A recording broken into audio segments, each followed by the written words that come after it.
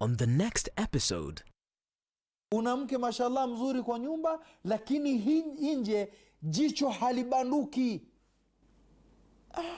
50-50 jicho kala gololi, kifua kama watermelon. Hii zote ni kwa nini? Hizi ni dhiki ambazo kwamba wajiweka ndani na wajiingiza katika dhambi. Tosheka na ambacho kwamba uko nacho. Allahu azza wa jalla amekuruzuku watoto wa kike, tosheka na watoto wa kike ambao kwamba uko nao. Allah amekupa watoto wa kiume, tosheka na watoto wa kiume ambao kwamba uko nao. Usiseme lakini Mwenyezi Mungu anipe wanaume watupu, Mwenyezi Mungu anipe wanawake watupu.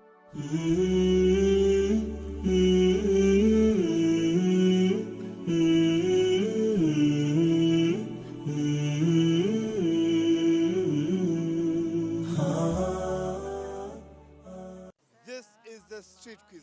We are back. What's your name, bro? Mustafa what? So I'm looking for county number 023. Nairobi. Turkana. Nanti. I don't know. Ihsan inamaanisha ni mazuri. Right now I don't remember. Pana Nairobi ni 047. Ukitaka kujua ni gani? Tazama street quiz ndani ya Horizon TV. Bro, here is your t-shirt inshallah. Horizon branded t-shirt from Horizon TV.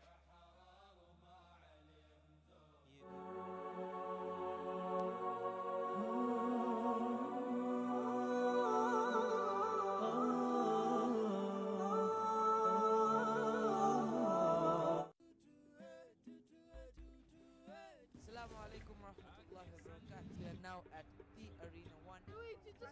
And over here we have player of the day. I'm back to beat Hamza's team. Is it time? I chose Surah Al-Mutaffifin. I don't know the names, but Nabi Isa said, I am a slave of Allah. Is it Prophet Luqman? 1 point for this team. Welcome to Active Sunday. Things which will happen at the last day, which is very shocking. Waylun lil mutaffifin. That's not fair because I wasn't here. It's a happy, happy, happy day. Oh, what a happy day it is for Active Sunday. Walk with us as we tell you the stories of our society. Wengine atavaa mtandio kichwani utafikiri ni kijihandkerchief. Enzi za wakati wa kusema ati alisema akasisitiza akihutubia wanahabari, enzi hizo hazipo tena. Kuchimbua na kunakili matukio kwa undani. We want to create current awareness ranging from adventure, human interest and inspirational stories, ili kuweza kukuelimisha, kukuburudisha na kukubumbuisha.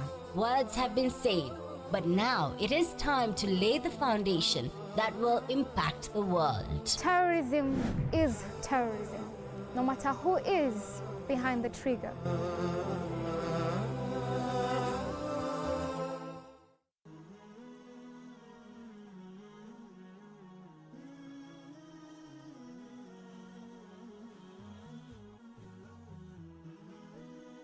Horizon TV, the beacon for the nation.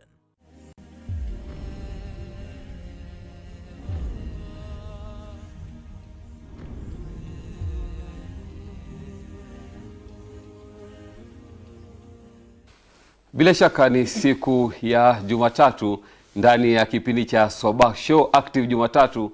Assalamu alaikum wa rahmatullahi wa barakatuh. Leo nimeweza kuandalia mambo mengi sana na tutakuwa tunazungumzia masala ya uongozi hasa kwa vijana. Lakini kama ada, kama kawaida, lazima tuanze na uchambuzi wa magazeti, ambapo tayari kwenye meza langu kuna magazeti mengi sana ambayo tutakuwa tunayaangazia, na siko peke yangu, nipo na kikosi kikubwa ambacho kitakuwa kinasaidia kuweza kudadisi ni mambo yapi ama ni habari zipi ambazo zimeweza kupewa kipaumbele katika magazeti yetu ya humu nchini, ikiwa ni siku ya Jumatatu. Mtazamaji pale ulipo, kwa kwamba unaweza changia kipindi hichi kwa kutuma ujumbe mfupi katika nambari 21951 21951 ama katika mitandao yetu maridadi ya kijamii, Facebook Horizon TV Kenya, Twitter, Instagram vile vile ni Horizon TV Kenya. Na moja kwa moja niweze kutambulisha jopo langu, Edwin Nairo ambaye ni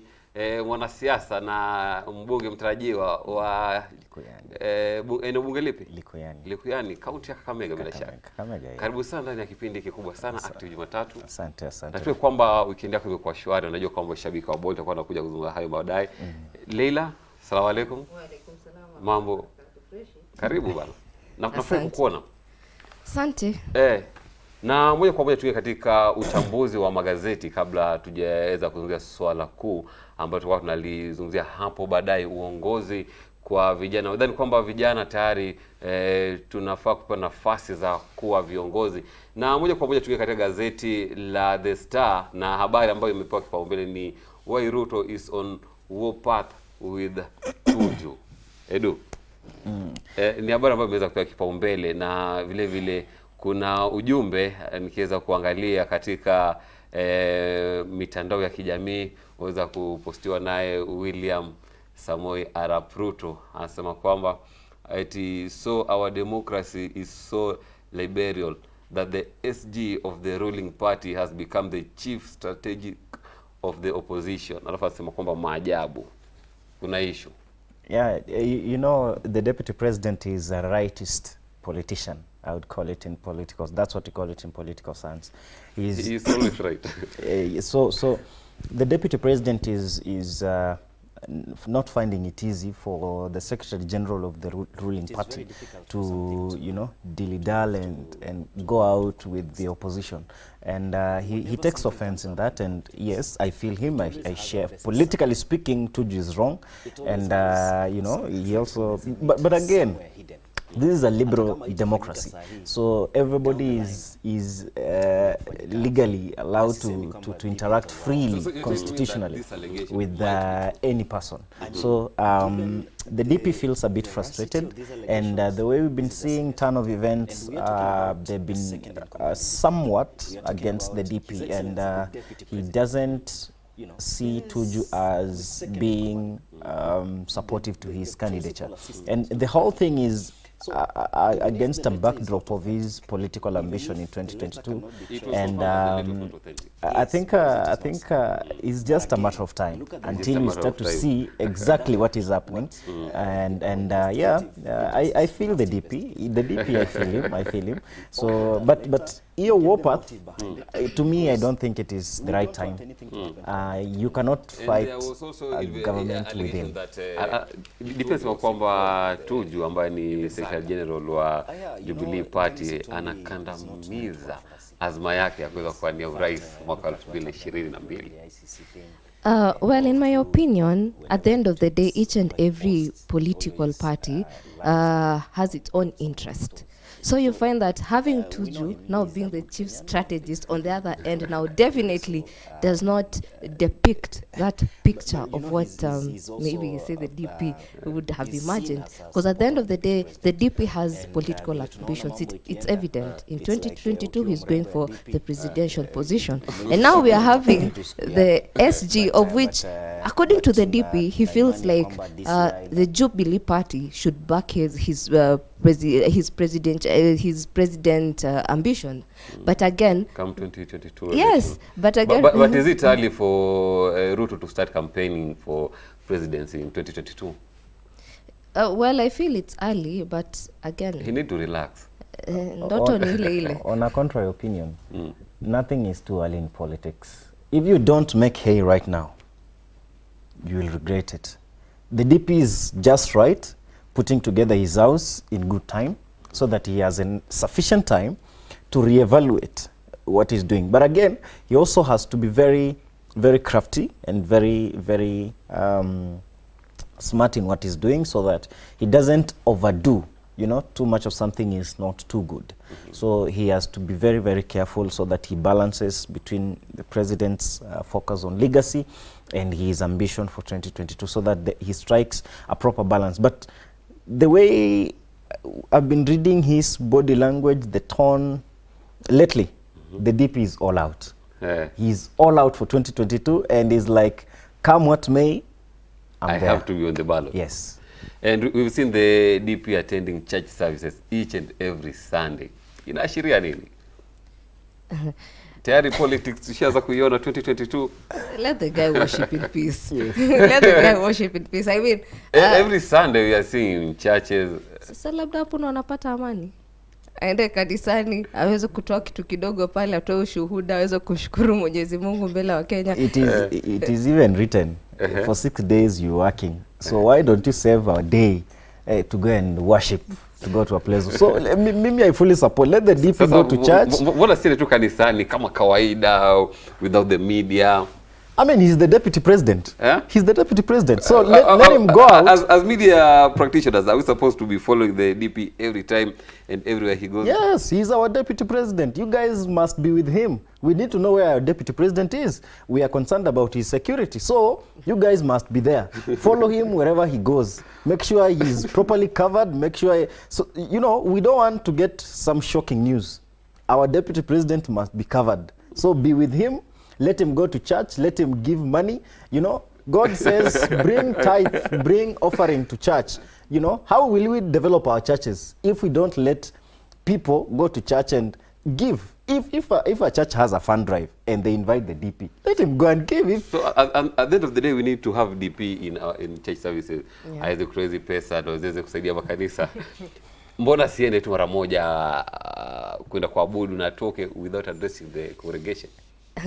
One thing in politics that I've come to understand is publicity is publicity, whether positive or negative. It doesn't matter. At the end of the day, that's under he makes headlines, eh? Yeah. Deputy president alikuwa kanisani akaabudu akafanya mambo yana. So we cannot really deny him that opportunity. So they let the guy have fun. I agree. And actually, let the DP do what he does best. You know, which other politician has gone to church to contribute? Which one? Talking of contribution, tumekuwa na issue na wabunge wetu wakijaribu wakitaka kuongezewa allowances, and there's been this question, source ya pesa ya DP Ruto ni wapi? And you know how much he is earning.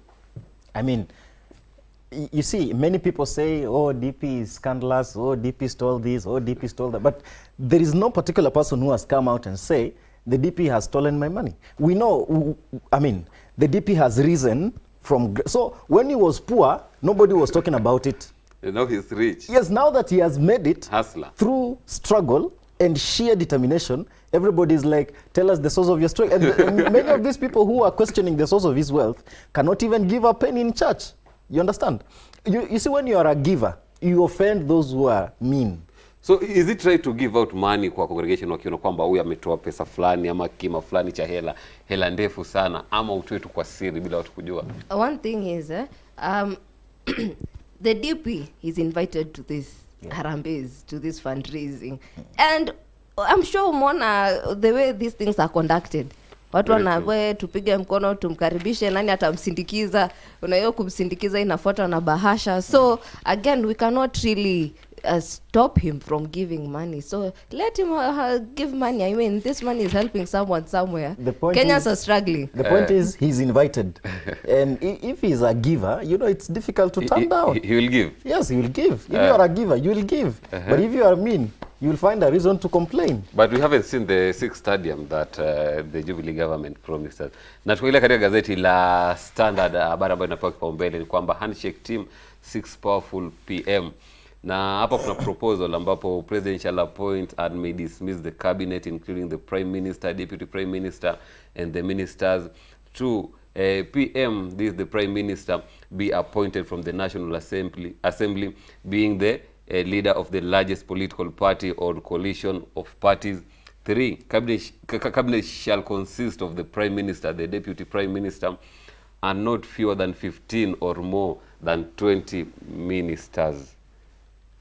Well, you look at president may appoint cabinet, including the PM. The PM, as and the PM will be very powerful. Yes, in this matter. And may dismiss. Yeah. So, if you are my appointing authority, you make me so powerful, and at some point we develop differences, you will fire me easily. So how powerful am I? I need the security of tenure. You understand? In fact, this is not the problem that this country is facing. This is not our problem. Our problem has been a convoluted system. Our problem has been conflict of interest. Our problem has been disempowered young people. Our problem has always been economic stagnation. That is our problem. We fix the economy. We fix the issue of conflict of interest in our electoral system. We get those things done. We even don't need to talk about this. The winner takes it. The loser appreciates defeat and goes home. So this does not in any way address the fundamental challenges that this country is facing. It doesn't address. So what are we supposed to focus then? We need to focus on our economy. Let us grow our economy. Our GDP has been stagnating around 5.8%. I don't know for the last how many years. This GDP has not even hit 7%. So when will we take our GDP to 7%? This is not going to guarantee that truth. What we need to do is to take our GDP to 9%. That way, we are going to guarantee our young people jobs. Business environment is going to be very conducive to foreign investors, so that people come in, invest in this country, create jobs for our young people, grow our GDP, and we are Kenyans will be doing our business as usual. This is not our problem. Leila, with the amendment of the new constitution, do you think that the amendment about tunashuhudia the Prime Minister atlet on board president serving for one term of 7 years be appropriate for the country?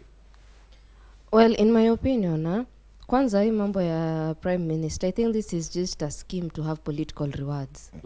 I mean, this is just a means to have kurudisha mkono. It's a scam. Of which there's no way we are going to use the taxpayers' money to reward people just because wamulisaidiana kwa njia ambazo hazistahili. So again, it narrows down to, is it working in the best interest of this country? Right now, as a country, we are facing a lot of challenges. We have a lot of issues which we are supposed to prioritize, you know. Again, as Edwin has mentioned, our economy is in a bad state. Tembea hapo nje, mama mboga atakwambia things are bad. Yeah, and we have people living below the poverty line. So, and we're supposed to focus. We have an approximate of 3 years till the next general elections. But right now, what we are seeing is this whole uproar of having an amendment of, I don't know, having the president go for 7 terms. It is just a scheme to you know, we go to the referendum and then we ensure that each and every person, you know, the people who are right now in the limelight have somewhere come 2022. We cannot do that as a country. Let us remain with what we have in the constitution right now. Tuipatia allowance ya kufanya kazi. I mean, it was just promulgated in 2010. 2010, and we remember in 2007 kulikuwa na post-election violence in which the post of a prime minister was formed. Do you think that ilikuwa fruitful, and now we need to adapt to that PM position? I don't think it was fruitful. The only thing that it did, I think it just brought peace and stability. But let's look at the other aspects. The other aspects of, you know, running this country. There was nothing much that was done. It's just bringing people from the north, from the west, from the south, whichever place together, and, you know, to end the post-election violence. That's all it did. So it did not perform well, the coalition government, compared to this Uhuru government, the Jubilee government. The only thing that the coalition government was perhaps trying to compete about is being whistleblowers. Unaona? Hii mambo ya kuanikana peupe.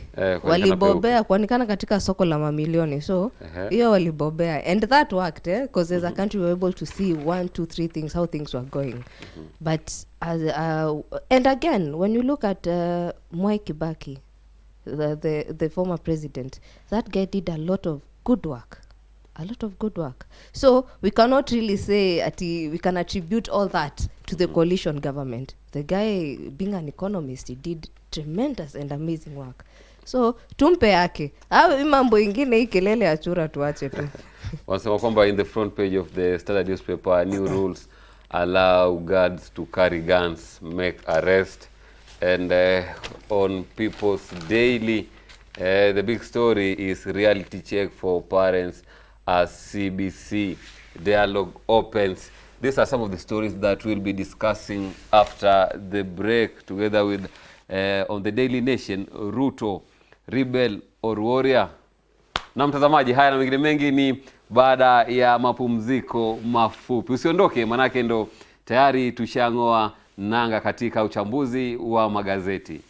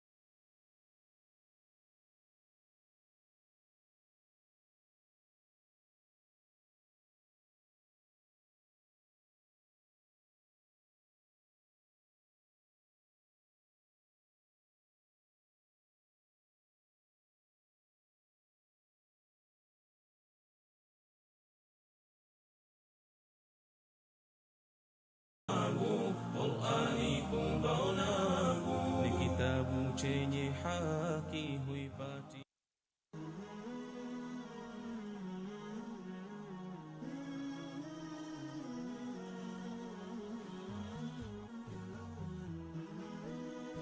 Horizon TV, the beacon for the nation.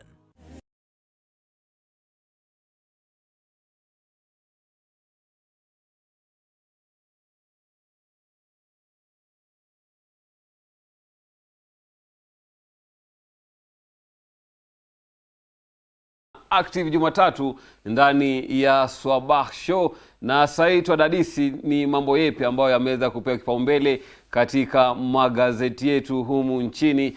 Na kabla ya mapumziko mafupi nilikuahidi kwamba tutazungumzia gazeti la Taifa Leo, na the big question ni Ruto, rebel or warrior. Na hapa ni a tweet by the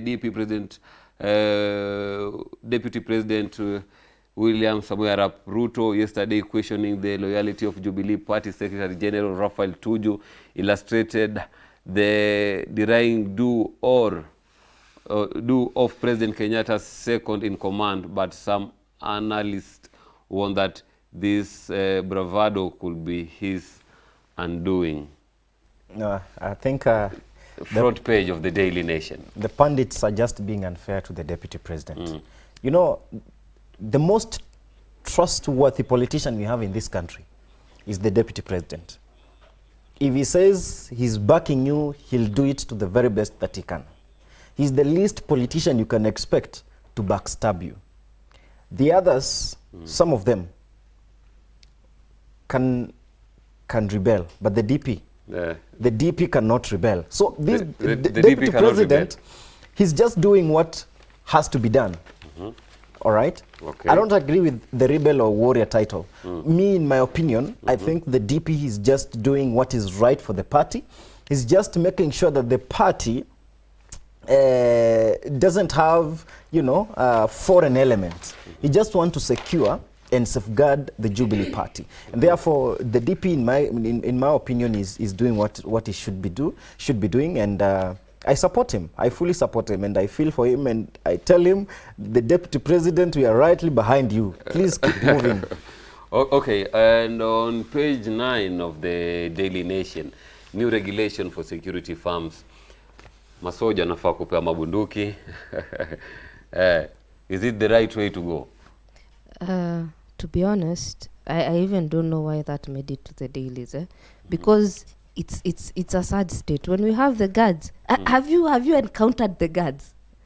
These people, okay, it's not that we are really demeaning or looking down upon their skills, but wacha kazi ya guns, the ammunition and whatnot, ibaki kwa the police of this country. I think even when we do that, we'll be undermining the mandate which has been bestowed upon the Kenya police. So mambo ya guards, let them maintain what they've always been doing. We appreciate their work, but mambo ya gun tuachane na. And the same story, you can find it on the Standard on page 8, where guards to carry guns and make arrests in new rules. Edwin, is this the right way to go? Well, first of all, the first question that clicks on one's mind when we read such a headline is, don't we have enough security personnel trained purposely for that? These guards are not trained to carry guns unless they're going to be trained now. So they need to be retrained. But now, why don't they just join the police force so that we deploy them to man the premises and whatever these things? They just need to go through the police training session so that, many people get jobs in different reasons. There are those who get jobs because they are so desperate and they go for any job. So, it's very dangerous to put a gun in the hands of a desperate person.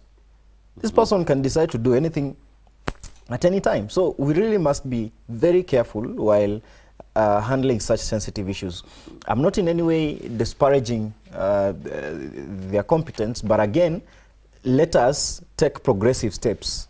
We cannot just give our security guards guns just because those in Uganda are having guns. Let us see what is working for us. We cannot be Ugandans. We can only be Kenyans. So we must be very realistic. The administration police has now been redeployed to general service, all right? So we have enough personnel. If there is need for for people holding guns to be stationed in premises, we have enough security forces and personnel is there. So let them be deployed, or we train these people as a servicemen and women, and then we give them guns. I think some of the private security personnel rules ambazo zimeweza kuwekwa hapa ni kwamba all private security firms to register afresh with Private Security Regulatory Authority, PSRA. The firms will be required to provide proof of paying a minimum wage for staff. As a qualification for registration, all security guards will be vetted within 6 months. Standard curriculum for training security guards will be adopted. PSRA to provide the curriculum and supervise training. And then there's firm engaged in cash in transit, CIT, to be allowed to own armored vehicles. Interior CS or IG to use private security guards in police operations such as anti-riot response. It will be a good move. Lakini swali ambalo wengi wanajiuliza ni kwamba if you look at the wages ama salaries ambazo hawa maafisa wanalipwa ni kidogo sana. Wadhani kwamba labda wakipata nafasi ya kumiliki hizi magans itakuwa ni one way ya increase terror? One thing that we must agree is a gun is something that we cannot joke about. It can take life, yeah? And the minute we give people the power to own one, then we must agree that we are putting the life of many Kenyans at risk. So when we look at such a serious matter, is it really a security need as of now? Do we really need it? Is insecurity in Kenya at the rise? It's not, definitely. I think the Kenya police, they're doing a good work.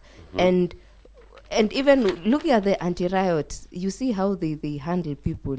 They do a good job. So for the private security personnel, I'm thinking if it's a necessity, then let the private security personnel be gotten from the same police, Kenya police, who have been trained, who have gone through intensive and extensive training. Let them carry the job. But instead of adding other people onto, because the training, it will need money. The state of which the Kenya police, of course, we've talked about their salaries. It's not as good. It's wanting. It's really wanting. Look at the houses which they live in. Wacha tutengeneze what is in the house already, instead of bringing something new on board. Yeah. On the front page of PD, People's Daily, reality check for parents as CBC dialogue opens. Edwin, education, new report gives a damning verdict on maths and science performance in Magoha launch stakeholders forum to improve learning. Sciences na hesabu ni kwamba hazifanywi vizuri katika vyuo vyetu. Nini inafaa kufanywa? Magoha with new curriculum itasaidia kujaribu kutatua hali hii. You know, this is a new dawn in the country. The CBC has never been there, so we are having it for the first time. For the very first time. And of course, when an idea is being lifted from the ground, there are always those usual hitches. And it is upon the Cabinet Secretary for Education to have a dialogue approach than a combative way of implementing this CBC. Let him sit down with stakeholders. Let them find out what the problem really is, so that while we are launching this CBC, while it is taking off, let it take off comprehensively, so that nothing is left behind. Because when we make early errors or early mistakes, it will be a bit costly for us down the line. So in fact, the CS has been seen as being, you know, dismissive and doing things his own way, which is not really the way. So he has to really develop a dialogue approach, so that there is a way of bringing stakeholders on board, so that everybody is carried on this CBC trend. Okay. Mtazamaji, bila shaka ni uchambuzi wa magazeti, na moja kwa moja tumeweza kuungana na mheshimiwa ambaye ni MCA mtarajiwa baada ya kupigania kiti hicho cha Kangemi, na kwa kuibua katika nafasi ipi? Nashukuru, nilikuwa na wania. It's on. It's on. Thank you. Vile umesema, kwa majina naitwa Wilson, na wakati wa uchaguzi uliopita niliwania kiti cha wakilishaji wa woda pale Kangemi. Ndio sikufaulu, lakini kwa wale ambao wananifahamu, tuna azma bado.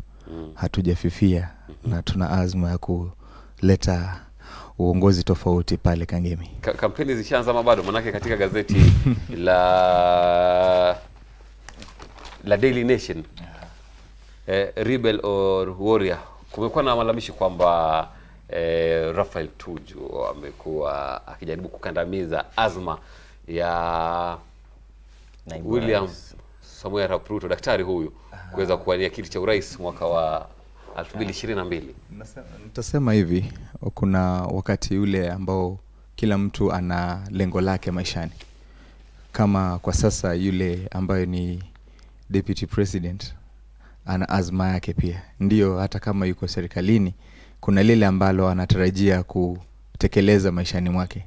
Azma yake ni kuwa kiongozi wa taifa mbeleni. Lakini sasa ndivyo, kila mmoja ana wale ambao wanaweza kuja kinyume cha azma yake.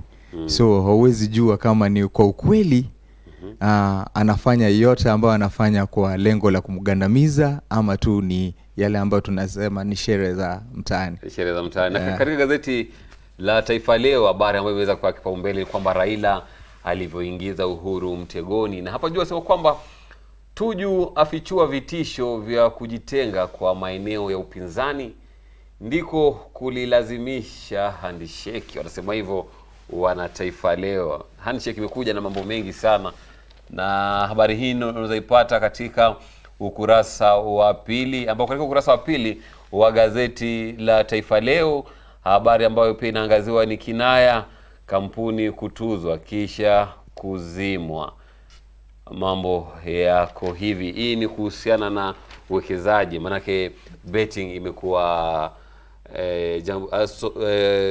donda sugu sana katika taifa hili la Kenya, na tunaweza kuona kwamba sheria kali zimekuwa zikiwekwa kuweza kupigana na uwekezaji, jinsi ambavyo wanasema kule nje. Wadhani kwamba ni right move kwa serikali kuhakikisha kwamba hizi betting companies wanazimaliza kabisa, manake zimechukua ama zimeteka akili za vijana, ifanya kwamba vijana wengi wamejiingiza katika mambo ya uwekezaji. Kwa kweli betting ama uwekezaji una mambo tofauti in approach. First, when you look at the betting itself, to some it is addictive, but you can look out at the advertisements they put across. They tell you betting can be addictive and you are told to bet responsibly. Now you as a person, how responsible are you? Yes, to a certain extent, the guys who go to bet, maybe they've done their daily course, they've done their wages, and they're coming back with whatever they've gotten at through the day. To those who are irresponsible are the ones who will come down and bet with all that they have. And as a tagline to most of the promotional cases, you see that you need to bet responsibly. Yes, the government is reining on some of the betting firms because maybe it is an open field for each and every person. You find the whole household is betting, from the young one to the father figure. And now with that comes with the addiction. In the long run, what do we see in the family seems to be despondent whenever that bet goes down the drain. You see, now that is where the government comes in with the concern that most of our family households and our young generations are losing it all. Because even if you give someone 1,000 shillings, at the end of the day, he doesn't need to see how entrepreneurial he has to be with the 1,000. He just says, I'll go take a stake with it. And that to a certain extent brings down the economic value of the whole aspect of development. And in the long run, we see we are losing the whole family to the case of, to a certain extent, I give it a thumbs up. Yep. The only solution ni kuweza kumaliza hili swala la uwekezaji. Maana tunajua kwamba katika dini ya Kiislamu uwekezaji ama betting ni haram na haifai katika jamii, na tunaweza kuona kwamba vijana wengi wameweza kupotoka na hili swala la uwekezaji. The only solution ni litolewe kabisa. Litolewe kabisa. Because the problem is having I remember during my campus days you'd see that young people wanna bet mpaka school fees. Na inachomeka. Bet ikichomeka, you're left wondering. Mtu unaona anakuwa frustrated. Where will that person get that money from? We are talking about, for example, a PSSP student.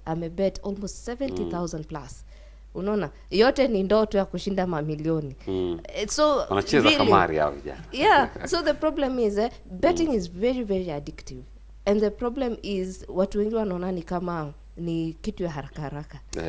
Ndo wanashtuka ikipotea. So that, and this thing is really causing a lot of problems in families. Because you find, for example, the man of the house anaona maybe during the day ameweza kwenda kibarua akapata let's say 500, anaona it's better a bet akikuwa na ndoto ya of getting more.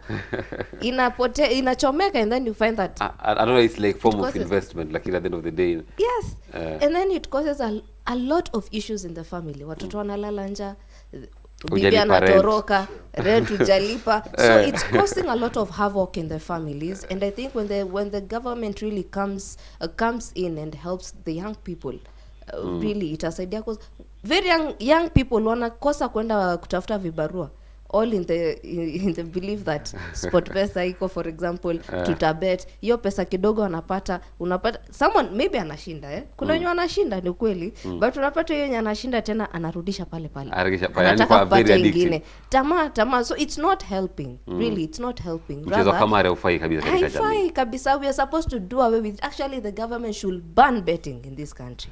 Na bila shaka Leila, sababu kwamba serikali yafaa kufanya nini kuweza kuban betting in the country. Najua kwamba hii habari itakufurahisha sana, kiunjuri amuonya Raila dhidi ya kuingilia swala la mahindi. Lakini acha tupumzike kidogo, tukirudi itakuwa tunazungumzia swala hili kiundani. Tuze kuna nini kipo ama swala lipi ambalo lazungumziwa katika ukulima. Tunajua kwamba kuna mahindi ambayo yanafaa kuletwa humu nchini, takriban milioni 19 ama milioni 19 ya malori ama ya tani ya mahindi, na haya na mengine mengi ni baada ya mapumziko mafupi.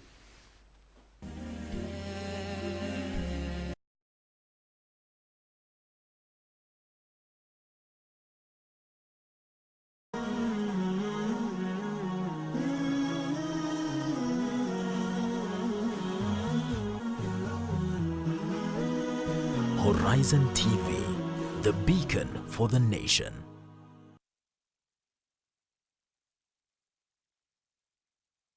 On the next episode, watu wasema Ayatul Kursi ukisoma kwa makini ni dalili ya kutosha kwamba hii Qur'ani ni kitabu cha Mwenyezi Mungu.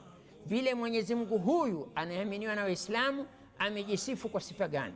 Kama kwamba aonyesha kwamba maadamu Mwenyezi Mungu sifa zake ni hizi, lazima kila mtu amwamini Mwenyezi Mungu huyu. Sasa atakakueleza watu pamoja na hayo kwamba Mwenyezi Mungu anastahili kuaminiwa na watu wa Waislamu wote, lakini lao mtu hakuwa Muislamu hafai kulazimishwa kwa Muislamu kwa nguvu.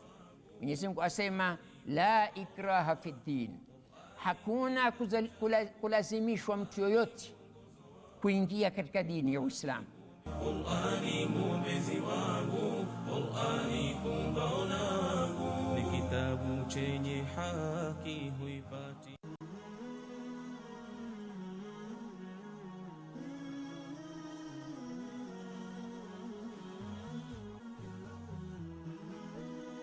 Horizon TV, the beacon for the nation.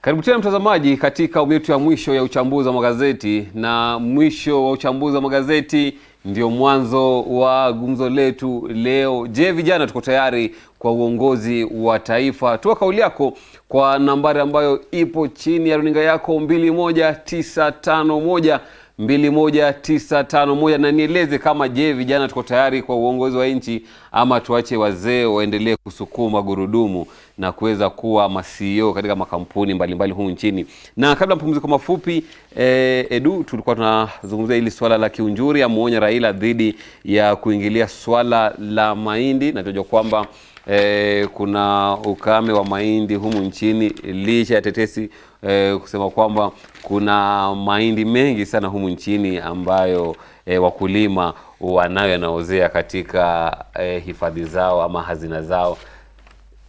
Je, itakuwa ni jambo zuri kuweza kuna kwamba wana import mahindi ama? Well, hii ni habari ya Taifa Leo ukurasa wa 4. Jambo la kwanza, Mwangi Kiunjuri inafaa elewe ya kwamba swala la mahindi ni swala la ambalo limekuwa captured under the big four agenda, food security. Na swala hili alifaa liingizwe siasa, kwa sababu unajua ukiongelelea mahindi unaongelelea mambo ya chakula.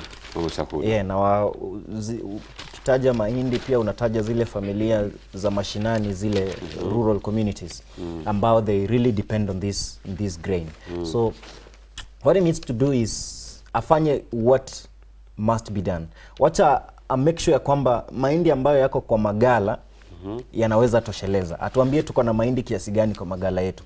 Na farmers wenye walilima hii mahindi wana hold mahindi kiasi gani, so that tununue mahindi kwanza ya farmers kwa hii the move ya Buy Kenya Build Kenya, the initiative, so that we first of all empower our farmers, we buy their maize, and then we see against a backdrop of what, you know, so that aseme we've bought this and this is what we have as a country in our national strategic grain reserve, and then he says we have a deficit of 4 million bags. And when we get this deficit of 4 million bags, you see, where do we import the maize after buying from farmers? You understand? But that, just importing the maize without buying from farmers, it's really not making any economic sense, because you are empowering, you're growing another economy, a foreign economy, against empowering our very own farmers. So we cannot say Buy Kenya Build Kenya on one hand, and then we buy from other countries and build foreign economies on the other hand. We must be very consistent with our words. So Kiunjuri, first of all, must come out clearly and give a statement. Let him tell us why he's giving him and the strategic Noah Wekesa, they are giving conflicting information. He's the CS. The strategic grain reserve is under his docket. When the boss speaks, everybody else must toe to his or her line. Why are they differing in opinion? You cannot tell us one thing and then your boss here tells us another. You guys must speak in one voice. There has to be a coordinated talk. So you must come out clearly and issue a statement and tell us, this is what we have, this is what we're buying from farmers, and this is the deficit. And then we see the deficit, how are we going to meet it? Na tukiachana nayo masala ya mahindi, maana tunajua kwamba ni maswala ambayo yameleta gumzo kubwa sana, manake kuna wakulima humu nchini ambao they can distribute the maize. Lakini kwa sina hayo, katika ukurasa wa kwanza wa gazeti la Daily Nation, the poison in your steak, na habari hii endelea katika ukurasa wa 6 ambapo kuna kwamba what's on your plate, be aware of meat laced with lethal chemicals. Nadhani this is a story ambayo ilikuwa aired jana in one of the TV station hapa nchini, na nasema kwamba nyama ambayo twaila inatashwishi kidogo, zina kemikali, zikiwa kemikali ndo zikuwe fresh for long. One thing that I understand is before the meat is distributed in the slaughterhouses, we have people who perhaps look at the quality and of course we have the quality assurance in these slaughterhouses. So if this is happening, because I believe the Kenya Meat Commission, for instance, it has been put in place to ensure that Kenyans do not consume anything that will be of great problem to their health, and we won't have such issues. I remember there's a time some few years back we had the issue of milk, where there was the same people who were saying that the milk that people are consuming in Awekwa, I don't know, they were putting some chemical to preserve it for long. So it seems like we're having the same issue with meat again. In my opinion, we're supposed to put in place regulations. Watu wa health wako wapi? Kenya Where Meat are Commission they? wako wapi? Kenya Meat Commission again, I do not see where they are, because up until inakuja kuwekwa kwa national television, it means that this is something that has become rampant. Yeah, we cannot kill our own people. Tunafurahia kula nyama sana. We enjoy eating meat, and then finding out that it has poison, it's really something that's heartbreaking. So we have the health officers who go around giving licenses. I mean, why wouldn't they go back to this, for example, the butcheries? Maybe to assume that it's not from the slaughterhouses, the meat is okay, the meat has been passed as being of quality and having no issues in terms of health and poison, whatever. Now the issue is on the health officers. They're supposed to go to these butcheries and they're supposed to ensure that haina tashwishi yoyote. So let them go back. Let them do their work. Now wengi wao wanapokea hongo. Wengi sana. I'm telling you, go to butcheries, unapata iko chafu kabisa. Kwanza unapata ingine mpaka motori inapikwa hapo nje. Uingie pale ndani, you're shocked. The place is dirty. Unashanga, alafu tena kuna story ya poison. Where are they? Wakitaka kufungwa wanapewa hongo. So there's no way we'll kill our own people. So watu pia wanapata hongo. Health officers. These people I've encountered them. Accounted responsible for all this. Yes, precisely. They are the ones. Because kama pale kwa slaughterhouse, nyama imepitishwa, iko sawa. Now the people who are in the butcheries, they're the one who are using the poison to preserve the meat. Ndo waweze kuuza for a long time kama itaweza kuuzwa. Sasa wao ndo wanakuja, health officers wanatembea pale mitaani, wanaona ya kwamba hapo wanaweza pata kitu kidogo. So it's all about corruption. This is a matter of corruption, to be honest. Corruption, na tukiachana nayo masala ya food poisoning, katika ukurasa wa 8 wa gazeti la Daily Nation, Magoha to launch county curriculum dialogue today.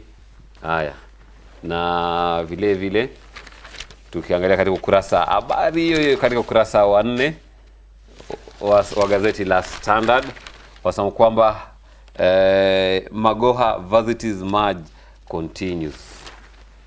New curriculum kutoka kwa CS Magoha, mheshimiwa.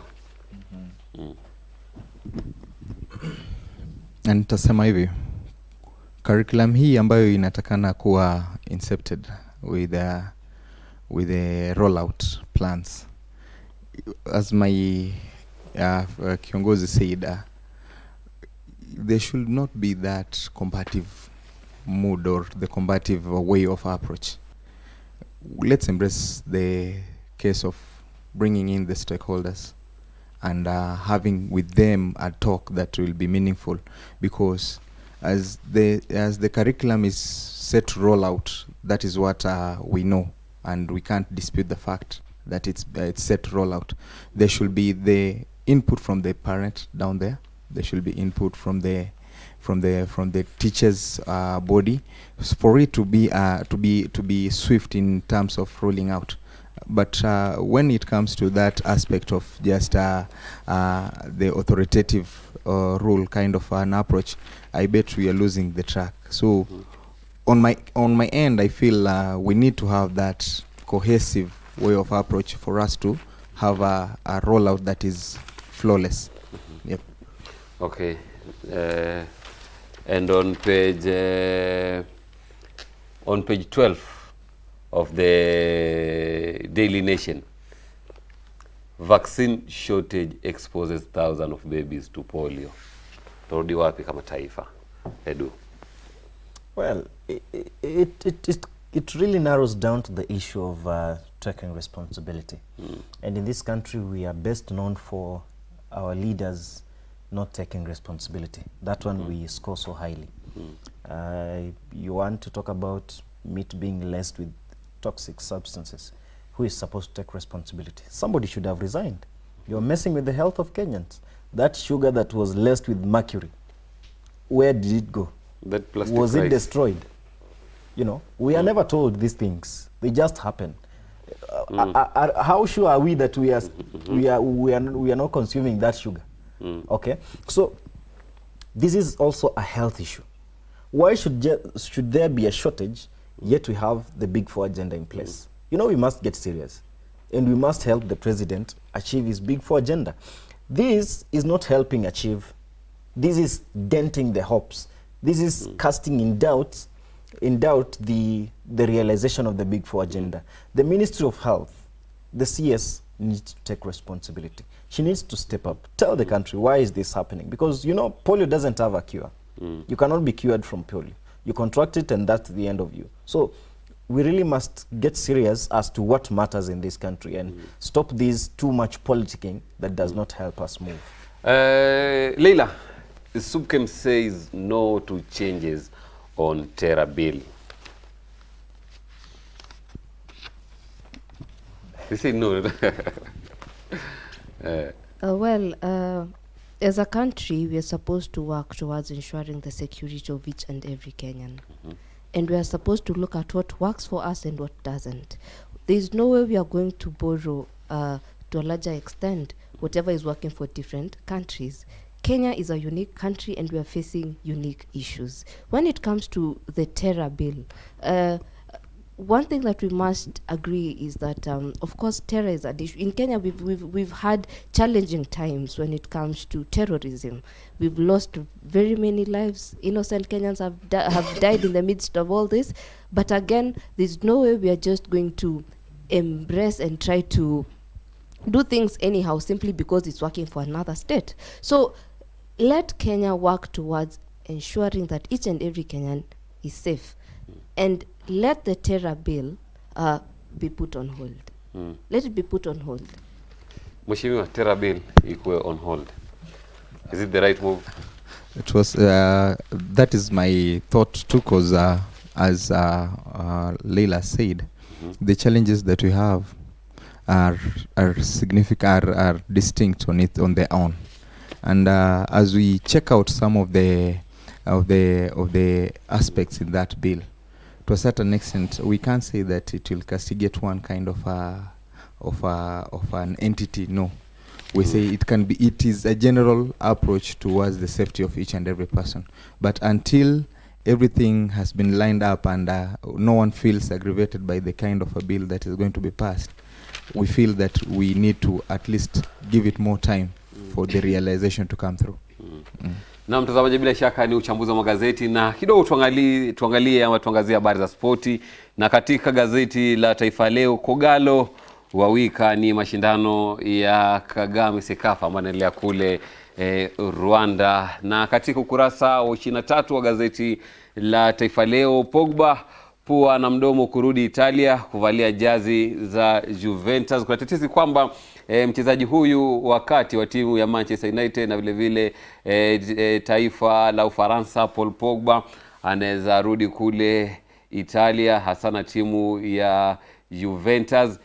Delight Andazimoto, PSG, Juve na Barcelona. Barcelona wanatafuta saini ya mchezaji Delight ambaye anachezea timu ya Ajax. Na tukiangazia ukurasa wa 22 ni chipu ya jinyanyua na kulima wenyeji Brazil raga ya dunia. Bila shaka ni vijana wa Kenya chipu wakabiliana na Brazil. Hizi habari na zingine za spoti unazipata katika gazeti la Taifa Leo. Na Lions of Teranga Deva Tunisia makes AFCON final. Bila shaka mechi za nusu finali ziliweza kuchezwa hapo jana.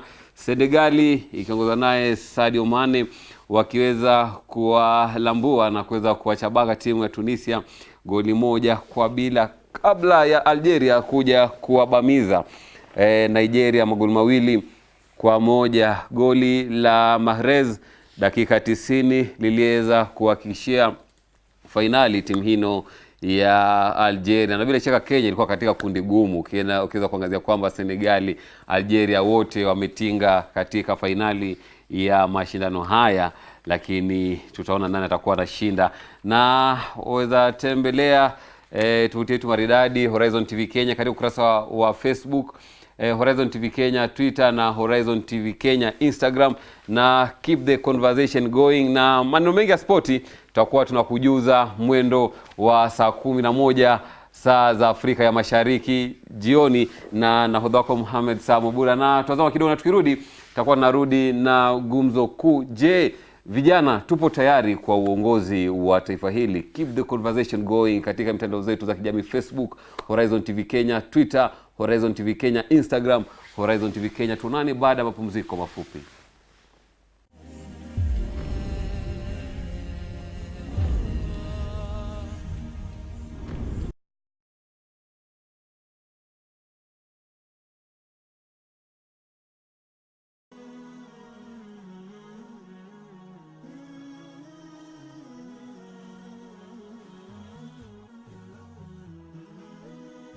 Horizon TV, the beacon for the nation.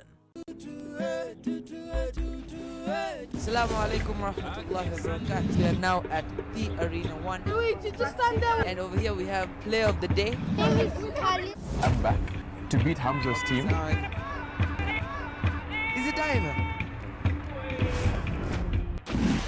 I chose Surah Al-Mutaffifin. I don't know the names, but Nabi Isa said, I am a slave of Allah.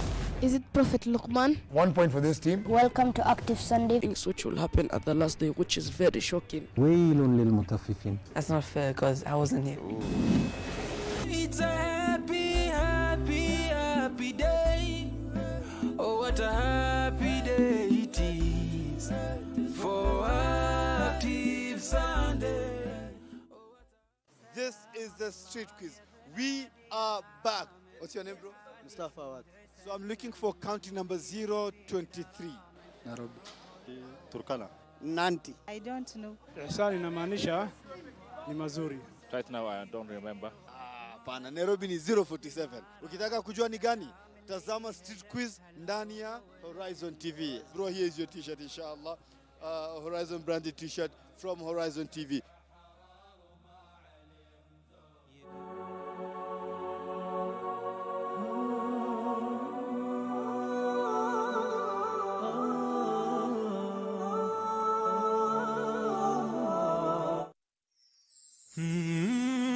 Walk with us as we tell you the stories of our society. Wengine atavaa mtandio kichwani utafikiri ni kijihandkerchief. Enzi za wakati wa kusema ati alisema, akasisitiza, akihutubia wanahabari, enzi hizo hazipo tena. Kwa kuchimbua na kunakili matukio kwa undani. We want to create current awareness. Ranging from adventure, human interest and inspirational stories. Ili kuweza kukuelimisha, kukuburudisha na kukubumbuisha.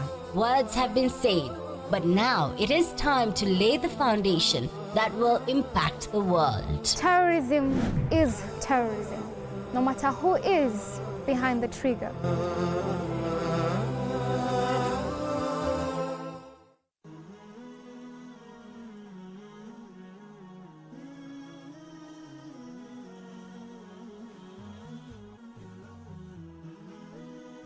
Horizon TV, the beacon for the nation.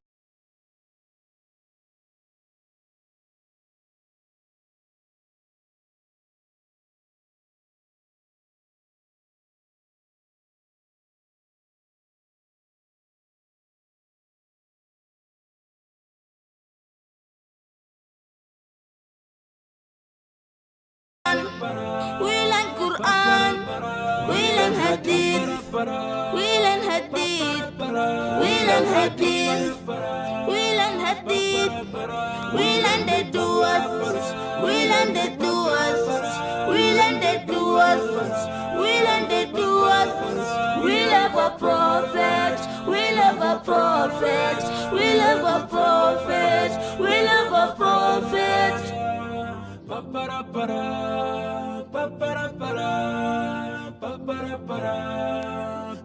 Abu Najma with kids. Abu Najma with kids. We learn Quran, we learn Quran, we learn Quran, we learn Quran, we learn Hadith. This is the street quiz. We are back. What's your name, bro? Mustafa what? So I'm looking for country number 023. Nairobi. Turkana. Nanti. I don't know. Ihsan inamaanisha ni mazuri. Right now I don't remember. Pana Nairobi ni 047. Ukitaka kujua ni gani?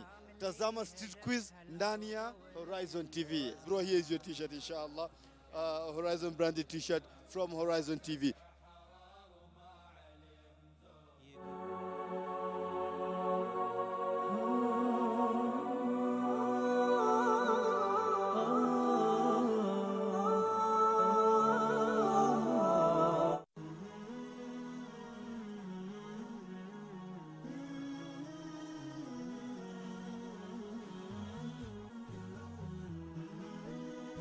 Horizon TV, the beacon for the nation.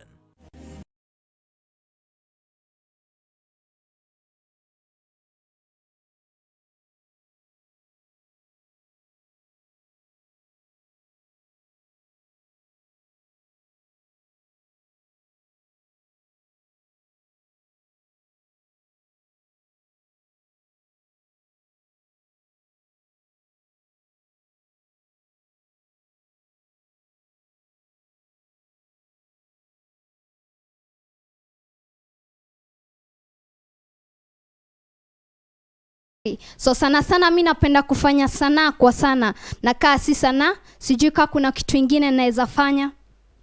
So kitia drops.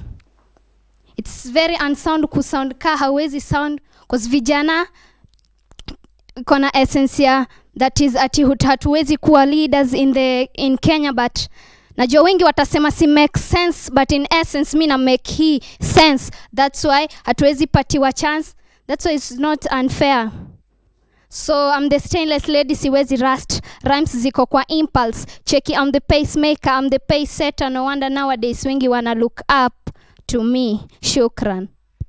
Asante sana Ikra the Iron Lady kwa maneno matamu sana kuhusiana na vijana. Sema kwamba je, vijana mbona tupewi nafasi? Vijana je, tunastahili kupewa nafasi ya kuweza kuendesha shughuli mbalimbali katika taifa hili la Kenya? Ndio swala kubwa ambalo tutakuwa tunazungumzia hii leo katika awamu yetu hii ya pili ya mjadala wa kishua. Na mtazamaji, nitumie ujumbe mfupi kwa nambari 21951 21951. Nieleze, je, vijana tuko tayari kwa uongozi wa taifa? Nikianza na mheshimiwa, je, are we ready for the leadership in this country? Just take the mic. That is a question that many people ask each and every day. But the truth and the fact is we are very much ready. What has been there and what will be there is there is the time that we customize ourselves to leadership may be limited because our thoughts and our minds are also limited. Because once you ask someone, are you ready for leadership? You ought to give this person the chance to practice what he calls leadership. Because at times leadership is not just met on the streets.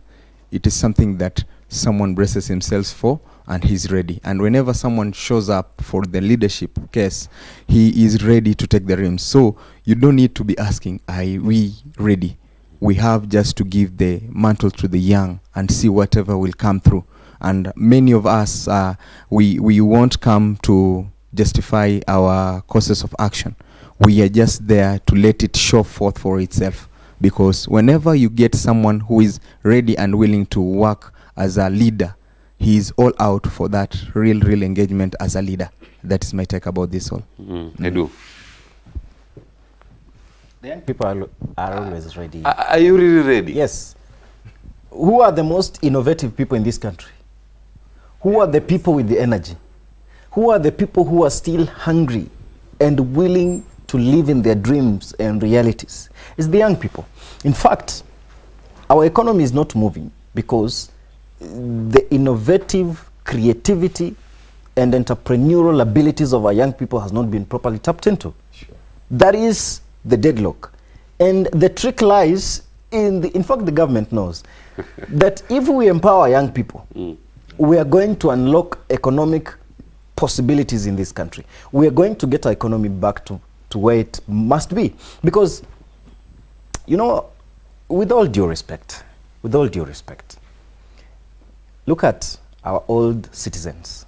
our senior citizens. Our senior citizens. Yes, they have overstayed in office until they have reached, their minds have reached the peak of they cannot think anymore. You know, it reaches a point where your mind can no longer think beyond. You know, your mind has plateaued. You understand? We need fresh minds. Yes. I mean, and are we ready to take the task? We are ready. Give a young person, just before you tell the story, give us the responsibility of tackling the food crisis in this country. We will propose measures that will make sure our strategic grain reserve remains strategic. We will make sure that the food security agenda is properly implemented. We will make sure our health system, the health agenda, is well implemented. Give the young people a chance to showcase what they have. Kwame Nkrumah said, and I said it, that time has come for Africa to be given a chance to make its own mistakes. So let us trust our young people to make a mistake. It will be a productive and progressive mistake. There's a story here on the stamp, page 24, Leila. Youth protest discrimination and nepotism in census job. Huku ni kule Nyandarua. One thing that, okay, according to the Constitution of Kenya, that is Article 27, we talk about discrimination. There's no way we'll continue discriminating the young people. You are being discriminated because you are not ready for the job. It's not about being ready. We have always been ready. We will always be ready. We were ready yesterday. We will be ready today. And even tomorrow. We have always been ready. As we were growing up, they kept on telling us that you are the future leaders of tomorrow. Tomorrow ilikuwa jana na juzi. Bado tuangoje. They're not giving us the platform to show them what, as the young people, we can do. For instance, like the census job, very many young people are applying for these jobs. Reason being, many of the young people are jobless. And this is an opportunity perhaps to earn, it's an approximate of around 57,000, I think, for one of the classes. So again, you find that they're being discriminated. Kuambiwa vijana wamepotea, vijana wamepotoka. It is the frustration that we are facing as the youth. That's why we are going through a lot. The percentage of the unemployed youth, let's look at it. How many people are employed? How many youths are employed? Let's look at the government jobs. How many youths have been employed? Unaona to senior citizens there. Let's look at the dynamics. How angwana, how wazee wetu, jamani, times have changed. Whatever the approach they are taking would have worked or is working for them, for the people their age. It's not working for us. It's not. And that's why many youths are frustrated. We are reaching that dead end. Because angalia, siasa, very many places. For instance, the county that I come from, that is Narok County. The young people, they're not being given the platform. Kijana anaenda kusimama naambiwa nini? Endo utafute baraka ya wazee. Ukienda kwa wazee. Talking of that, I think it was last year when President Uhuru Kenyatta appointed senior citizen, former Vice President Mheshimiwa Mudi Awori aweze kusimamia masala ya michezo na tamaduni. Position ambayo kijana angeweza kupewa. And the big discussion ambayo baada ya mambo mengi kuweza kusema katika mitandao za kijamii, the president came out and said that okay, he is willing to give out the job to the youth, but the issue is akiwapa kazi wanaiba sana pesa za umma. Sasa anapa wazee ambao walishaiba wakati wao. Sasa what is the problem is as the youth, the reason why we are being discriminated, there's that notion. Vijana hawajui what they want. The youth, they're just, being very rowdy, not knowing what they want. But again, if they don't give us the platform right now, how will they prepare us for tomorrow? How will they prepare us towards that route of creating a favorable environment for the coming generations? At the end of the day, most of these people, let's be honest, in the coming 30 years, they won't be there. And if you look at the way the president has been appointing positions, the president has been giving priority to senior citizens. You understand? Why? Have you shown that we can lead? Have you shown that we as youths, we can be leaders? When there are expos, when there is a call for innovation and creativity to showcase who are the people who turn up, the young people, not the old. So, save for security, where the president has been getting it very right. But on these other ones, it has been completely political rewarding, bringing people who have hit their peak in terms of productivity and thinking, people who can't think anymore. They've plateaued. And that's why, in fact, our economy is stagnating. No, they can't think anymore. But they're thinking, they're your leaders. No. Yes, but they are there leading you. They are there not because we young people don't have the capability. And that's why you don't have the capability. So what are you doing to make sure that you get these positions? Look at this panel. Look at this panel. We as the youth, what are we supposed to do so that we can get these positions? My brother, take a look at this. You are here because you are given the mandate. Yes. Yeah? You are here because you have the ability to execute what you have been trusted to undertake.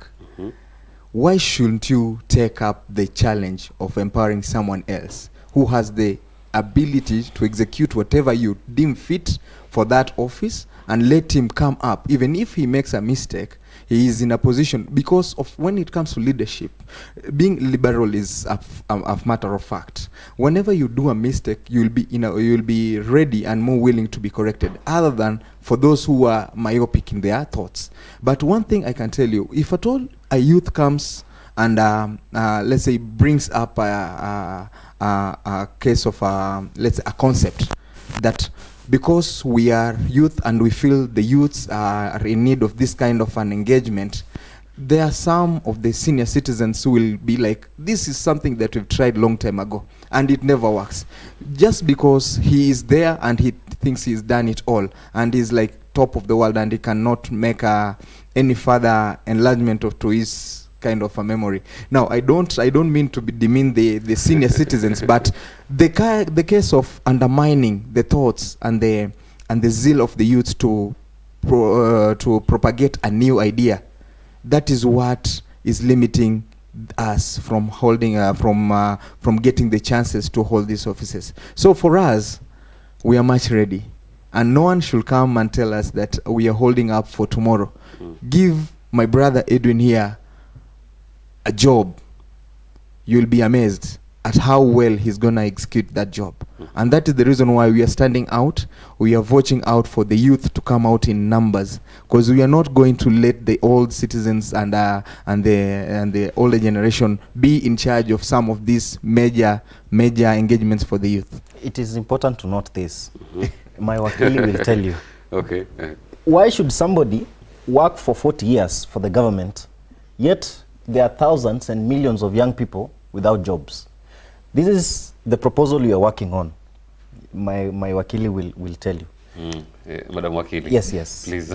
We are going to make sure when you are employed with the government, you go there for a maximum of 15 years, because you must create room for others. Maximum of 15 years? Yes, you must create room for others.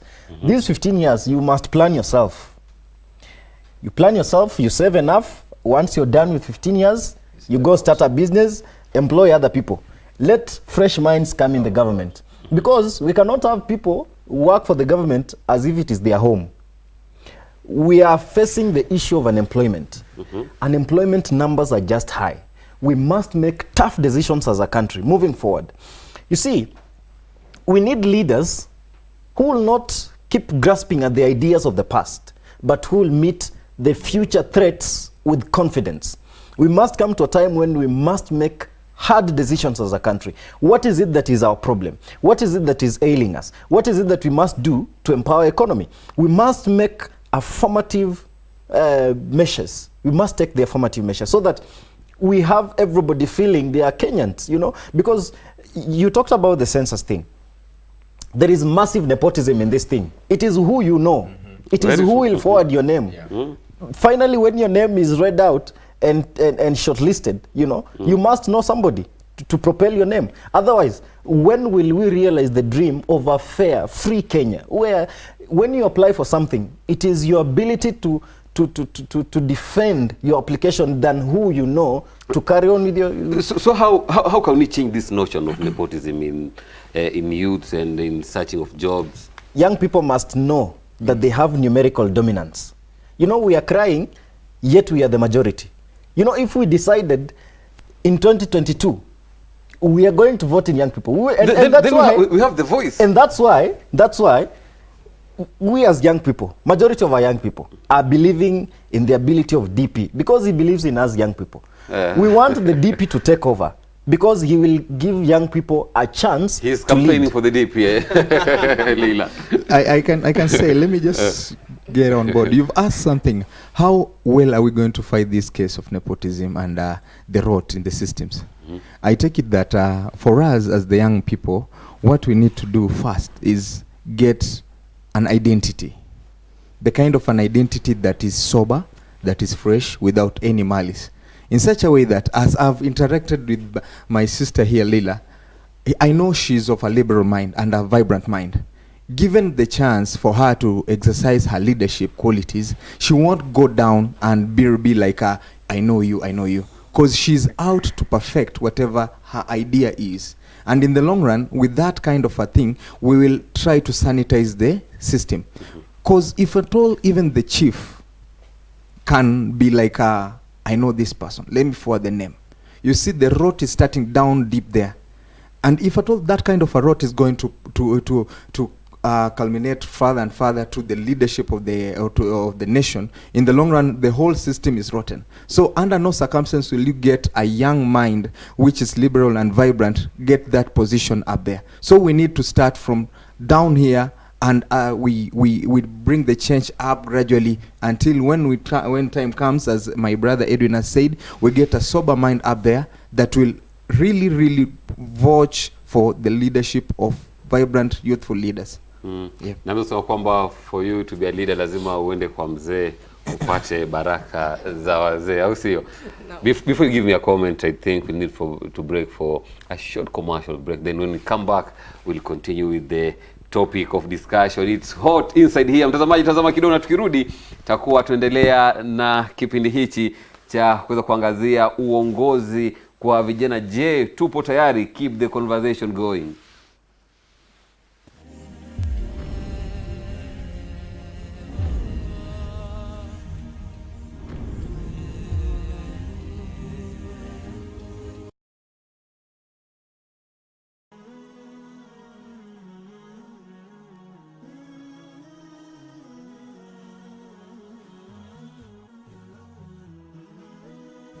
Horizon TV, the beacon for the nation.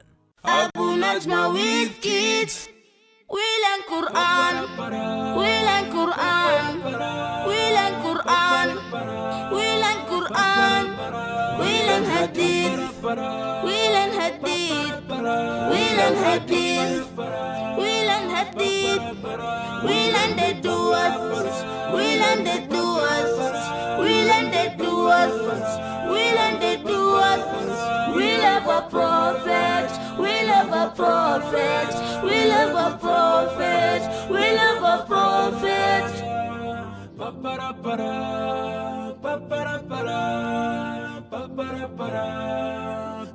Abu Najma with kids. Abu Najma with kids. We learn Quran. We learn Quran. We learn Quran. We learn Quran. We learn Hadith.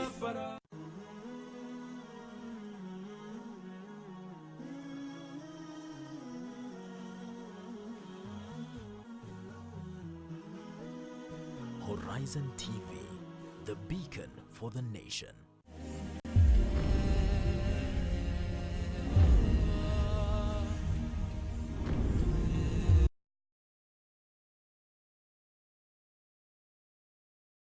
Welcome back to Jumatatu, and we were discussing politics issues here in studio, na tuko na viongozi ambao tunadadisi hili swala la uongozi hasa kwa vijana. Are we ready for the leadership of this country? Na jinsi ambao tumesikia mheshimiwa Edu akisema kwamba you need to get blessings from wazee first before being given that chance to be a leader as a youth.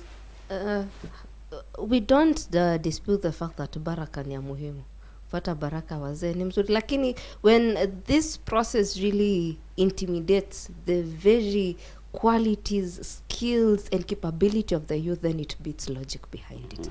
As the youth, one thing that I must tell you is that very many of us are unemployed, and we are unemployed, reason being people believe that it is not yet time. If it's not yet time, then when? When you look at the number of the youth who have families, because when we talk about the youth, that's an approximate of the age between the age of 18 to 35. Yeah?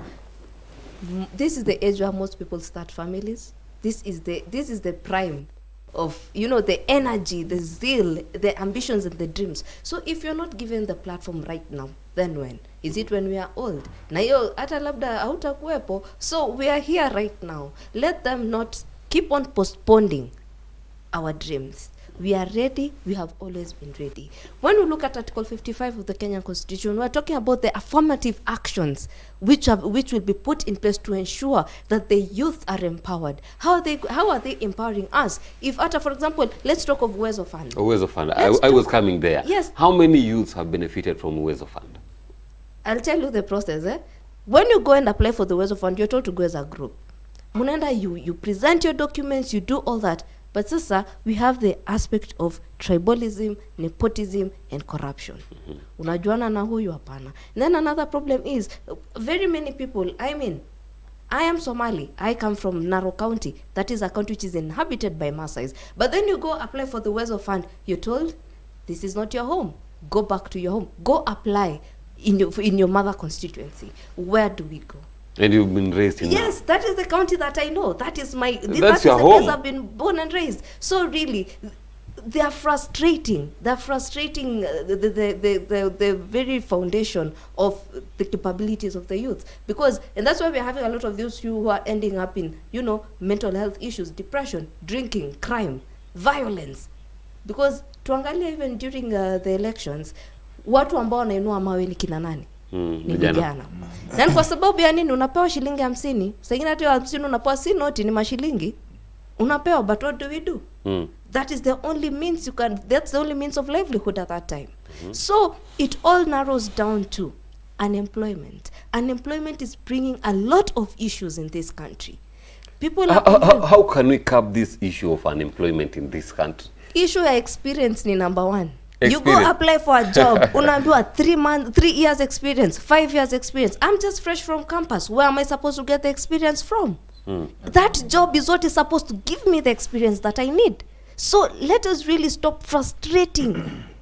My youth, we apply for jobs. I mean, kakuna ile kazi uliona the way the youth walipanga laini. Very many of them. In short, youths wakipata nafasi za kuajiriwa, basi itakuwa tunashuhudia idadi kubwa sana ya viongozi ambao ni vijana in this country. Yeah. In fact, it should be underscored. As a country, we do not have many of entry-level jobs, so we need to do much more on that. And we appreciate the the little opportunities, the few opportunities that are there, but we need to do more so that we create entry-level jobs where you're not required to present evidence of experience. Again, number 2. If we know the consequences of high unemployment rate, we will start to strategize on how to deal with these issues. Look at this Mbele na Biz. It is an initiative, a very noble initiative, for our young people to get grants of between 900,000 to 3.6 million.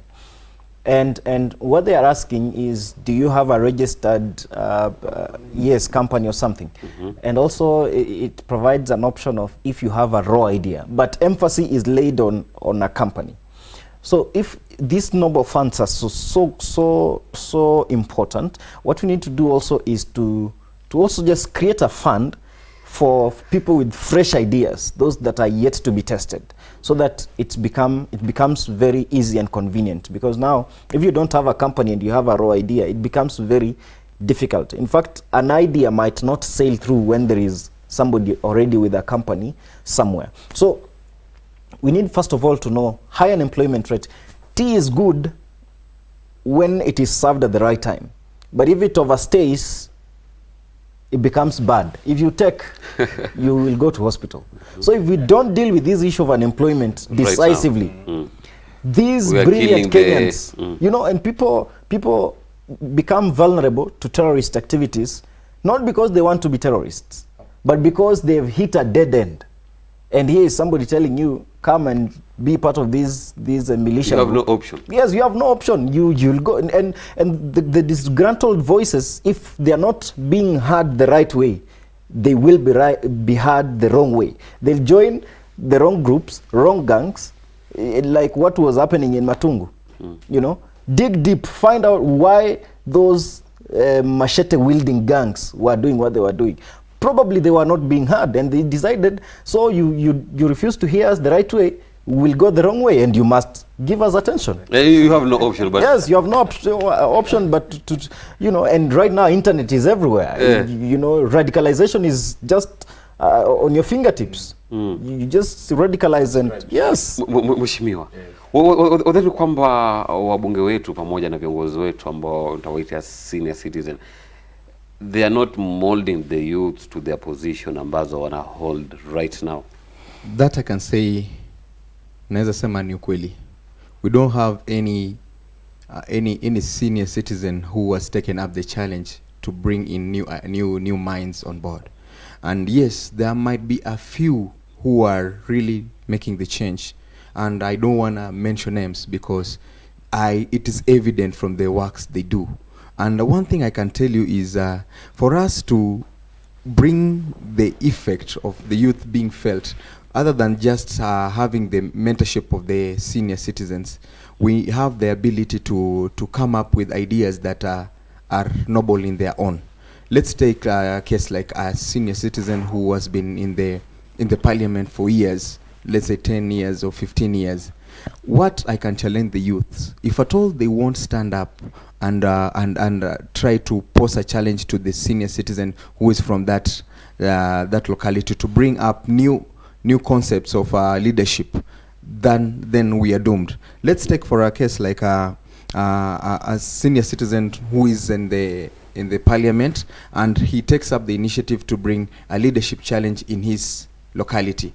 Let's say like he brings up a school, not a school per se for the competition, no, but he just comes up with, like, let's say like other than a talent show, let's say like a leadership quora, where they come and set up a conference. Do you have any leadership forums in this country to mentor the youth? That is where I'm heading, because if at all we have a senior citizen who comes, we as the youths, we come up with the idea to just set up a quora where we discuss the things that they affect us, and we have someone else who comes in to listen unto them, then we will remain to be crying. And that is the reason why we are taking up initiatives on our own to set up these quotas all over, and it should be precipitated to other levels, let's say like countrywide and nationwide, because time is coming when, as my brother said, if at all these voices won't be heard, things will fall out of hand. And once things will fall out of hand, they'll be heard in another way, which will be more, let's say, more disastrous than the way they could be heard in the rightful way. Yeah. Leila. Another thing perhaps that I'd add is joining political parties has become a very expensive ordeal. Very expensive. As the youth, for example, the handshake. When you're told to perhaps deposit an approximate of 1 million to join a political party, I am a youth. I have been frustrated getting a job. I've been employed for the past 5 years. I have a political dream. I have a political ambition. I want to be a leader in this country. Where do I get that 1 million from? That's how the youth are ending up drunk in the villages, because we have no means. So you have ambition. That's the only thing that we are clinging on, their dream and their ambition. But again, you're told to bring 1 million, for example. Where do you get it from? So it all goes down again to the political parties. Let the political parties believe in the youth. Let them give the youth a platform to go and compete for these political positions. For instance, the political parties, the nominations, it operates based on how much money you have, how much input in terms of finances you'll bring to the political party. The youths, they don't have that luxury. So it goes down to the same political parties. What we'll do in 2022 is we are going to start a movement for young people. A movement for young people. Yes. But even before you tell me the movement that you want to start in 2022, come 2022 general election, we know katika bunge letu we have youth MPs wakina Jichopevu, wakina Babu Wino. Are they doing enough ambayo inaashiria kwamba we as the youth we can make it? Well, are they playing the role of role models to the youth? Manake wamepata ile nafasi as youth to be the leaders. I cannot say they are not doing enough. Neither can I say they are doing enough. Let me choose to be neutral on this one. We need first of all to assess what they are doing in their respective constituencies. You know, MPs are their jurisdictional area is in the constituency. So we need to tour there and see what they are doing. And before we pass judgment, let us be very careful. And yes, they are very youthful, and in the due course, we'll see what they are doing. So, from 2017 till now, maybe what are some of the achievements that you've seen from Babu Wino, from Mohaji Chopevu as a youth? Things that maybe you have ambition, like I, as a youth, if I get this opportunity, I will make sure that I accomplish certain and certain things. Well, I might not be able to speak for any of them because I do not have their details. So I don't want to speak either Babu Wino is doing right or wrong. But Babu Wino, we need to see him. We need to see the success of the bill he introduced in Parliament of compelling the government to issue waiver to help loan defaulters. Yes, let that move sail through, and then we'll see Babu Wino is working. But as of now, he's just making PR statements and making a name for himself, yet it cannot be translated. And remember, he's representing the youths in Parliament. Yeah, he's one of us, but now we are telling him, we have not seen your work yet, do that one, so that it affects the youth across the country. We don't know what he's doing in Embakasi, that is his jurisdictional area. What we want to see is the life of that bill, so that we can start to see, yes, this guy has an eye for the... And you know, if we young people can decide it is our vote for the youth, I tell you, we will vote in leaders, young people, because we are the majority. Na sisi tukisema ni huku, itakuwa ni hivyo. Udhani kwamba vijana ambao wameweza kupa nafasi ya kuongoza hasa kwenye bunge, vijana hawa wameweza kuonyesha mfano mzuri wa si vijana kuweza kuiga kusema kwamba okay, we as youth tuzafuata mkondo wao? One thing that I must say is that the ones who have been given the platform and the opportunity to lead, I must say that they're not being hushed, they're not being silenced. We've had Mohaji Chopevu talking in Parliament. At least that is a significant step, because again they're showing that the youth, when they get to Parliament, they can speak, they can talk, they can argue based on what they believe are the facts and what they believe are good for their constituencies. So when we look at the affirmative action again, we don't have the compact majority when it comes to the youth representation in Parliament. So we are heading towards that direction. And hopefully as a youth, we stand and unite together in 2022, then we'll see something very different. We won't be electing our senior citizens to become MPs. Kwanza, the MP position, members of Parliament, most of them are senior citizens. We need to do away with that. When it comes to the senators, the Senate, we can't say that we have seen a lot of youth, considering it's between 18 years to 35, the likes of Sakaja. These are people who are doing amazing jobs in terms of arguing based on what they believe is for the youths. So far so good, but we are not yet there. Not yet Uhuru for us. We are heading towards that direction. Rashid Achesa alikuwa ni CS wa sports, very youthful, but you know what happened? Yeah. Good example for youths to follow his footsteps. No, his appointment was never on merit. Thank you. You'll give me a compliment when we come after the short commercial break. Mtazamaji, tutazama kidogo na tukirudi tutakuwa tunaendelea na gumzo letu. Itakuwa ni mambo ya mwisho katika topic yetu ya leo ya Active Jumatatu, ambapo tunadadisi uongozi kwa vijana? Tupo spana in the works. It was never on merit.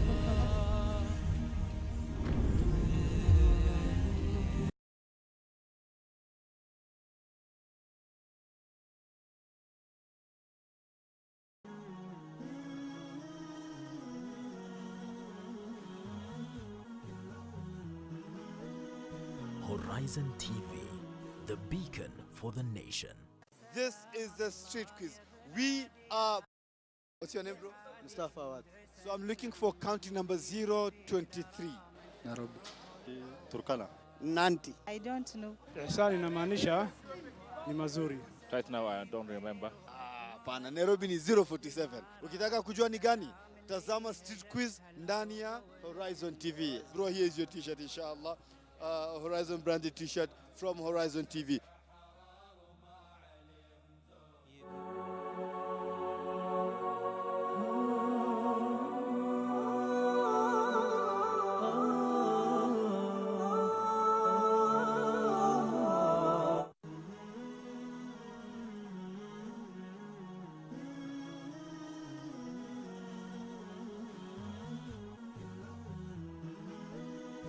Horizon TV, the beacon for the nation.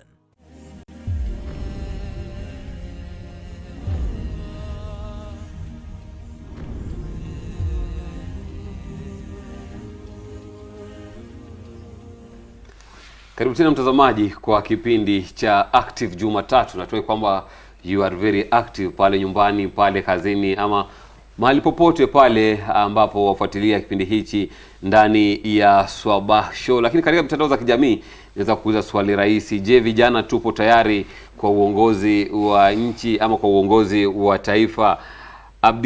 Abdireizd Harar anasema kwamba safi sana nahodha, vijana tuko tayari. Nasib Abdul anasema kwamba yep, tuko ready tena sana. David Boga anasema kwamba kwanza mimi niko tayari. Ni kijana anasema kwamba he is ready for the leadership role as a youth in this country. Anthony Maina Ombona anasema kwamba vijana wako tayari, ila tu waajiri wa serikali wako tayari kuwapa vyeo. Yauliza, je, wazee wapo tayari kuachilia vyeo vyao kwa vijana kuweza kuchukua hivi vyeo? Mheshimiwa, naweza sema kwa kweli jinsi anavyosema ni kwamba wazee hawako tayari, kwa vile wanaonekana ni kama kana kwamba wamekuwa kwenye hizi nafasi kwa muda ambao umepita miaka 10 na bado hawajatoshelezeka kuwa pale. Ni ukweli ya kwamba wakati mtu ana dhana fulani ya kutekeleza, ukimpa mwaka mmoja, mwaka wa pili, mwaka wa tatu, yafaa iwe tayari ishaonekana ya kwamba ametekeleza wajibu wake. Lakini kuna wakati wanaonekana ni kwamba mwaka wa kwanza, mwaka wa pili ni kwa binafsi. Mwaka wa tatu wanapojaribu kutekeleza jambo lolote, ndipo wanaliacha likiwa nusu la hitimisho lao, alafu mwishowe wanaonekana wakija tena kutueleza kwamba wanataka kura, wanasema lile ambalo nilikuwa nimetangia kuanzilisha na nahitaji kumalizia, unaona. Lakini kwa ukweli jinsi ninaweza sema, tukiweza wapa hawa viongozi changamoto ya kwamba tuko tayari, watajua kwamba wacha niwe hapa kwa miaka 5 ama miaka 10.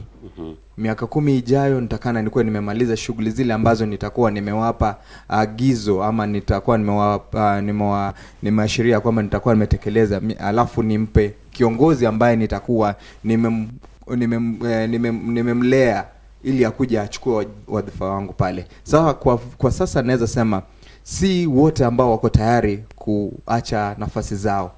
Ni wachache sana, na kwa hiyo nawapa changamoto pia wawe ready ya kwamba as we are coming on board as youthful leadership, they need just to hold our hands, tell us, give us the challenge to take up the rims, and that is where we'll stand up and tell them that we are ready indeed for that mantle to be executed to the best of our ability. Okay, na Edu na Lila, kuna swala ambalo limekuwa likiibuka hasa kwa vijana. Ndio vijana tutaka uongozi, lakini unapata kwamba pia kuna hali ya sintofahamu kati ya vijana wa jinsia ya kike na vijana jinsia ya kiume. Vijana jinsia ya kiume wanasema kwamba vijana wa jinsia ya kiume wanapewa nafasi sana ya kuwa viongozi pasi na vijana wa jinsia ya kike. Unajua hii country ukiangalia katika, look at the population statistics, the female gender is the highest in number. Hawajipendi as compared to the male gender. So you see, it's just like we young people, we are saying we are not being given a chance, yet we have the power to take the chance. You know, we have the power to take it. We just tend to forget how powerful we are by way of ballot or by way of demanding. You know, there is nothing very powerful as millions of voices calling for change. And the female gender, if you look at Article 27(1) of the Kenyan Constitution, it clearly says everybody is equal before the law, equal protection of the law, and equal benefit of the law. And with all due respect to our female gender, you see, in this country, we just must apply the law. We might not realize the 2/3 gender rule like an event. It cannot happen like an event. Okay? So we must take measures for progressive realization. In fact, I believe the Speaker of the National Assembly has ever pronounced himself on this matter, said it is practically difficult to realize this thing in lump sum. What we need to do is to progressively realize gender parity so that we are 50-50. You understand? However, I believe in the ability and capability of our women. They are the people, I believe in them fully. I believe in them. And my challenge to them is this: let us support one another. Are they ready for the leadership role in this country? Yes, the women of this country are ready. Look at our lady here. You see, our women are very ready. They are ready and they are prepared, very capable. Okay, they just need to step up.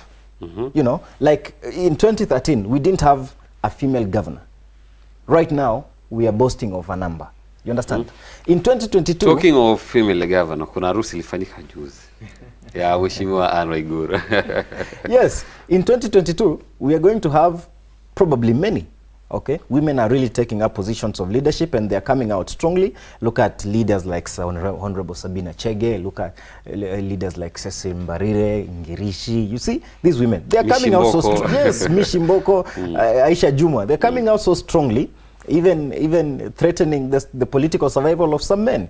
All right. So if we can give our women enough space and capacity to showcase what they have, you know, in this country, we were never believing in the ability of our women until we gave them a chance. Okay? Just that some women reps are not really doing so well, but they can do better. They can do better. Yes, they can do better. But we draw inspiration from people like Sabina Chege and the rest. So let us keep trusting our women. Let us keep supporting them. But we tell them, if we might not realize 2/3 gender rule right now or in 2022, we are making steps to make sure that we realize it progressively, so that also we don't burden the taxpayer. You know, we cannot just go in the street and say, hey, bring some women to come and meet this constitutional threshold. There has to be a criteria. You know, there has to be steps to be followed. Who are we bringing on? Are the girlfriends of big people in the political parties who are going to get the nominations, or who are they? Leila, are women given enough opportunity or same opportunities as men to be leaders in this country? One thing that we must agree is that women are not being given the equal opportunity. Reason being, there's been that societal norm that women are meant to stay at home and they come second to men. They come second to men. Equity dictates that he who comes to equity must come to equity with clean hands. And as women, we come to equity, we come before the law and before Kenya with clean hands.